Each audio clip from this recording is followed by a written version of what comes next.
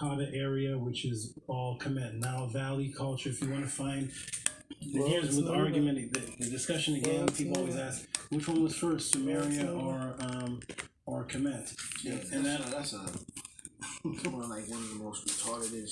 And it's because I understand where it's coming from because of the fact we became like Europeans based on not on the spiritual system but just on the history system.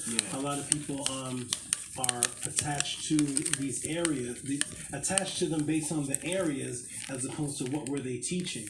Right. So who was the earliest spiritual civilization is what people are really trying to ask. What was the first civilization that had the spiritual system that is influencing the world right now, and that is the Nile Valley culture? What is the culture that has the wonders of the world to this day? It is the Nile Valley culture. As far as the Anunnaki, if we get into Anunnaki, the Anunnaki beings predate that, but that's not the Sumerians, though. I'll have to do another class on that.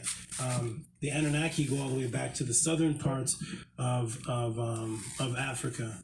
But they never call themselves Sumerians. So there's an Anunnaki culture that is old, and there's been people here for millions of years. There's people here that predate Kemet.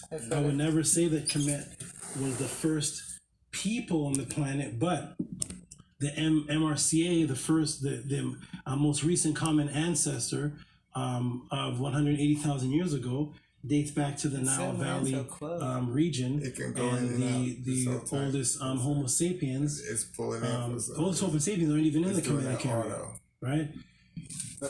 They're in the Morocco area, 300,000 years. But the Australopithecine bishopi, which is a pre-human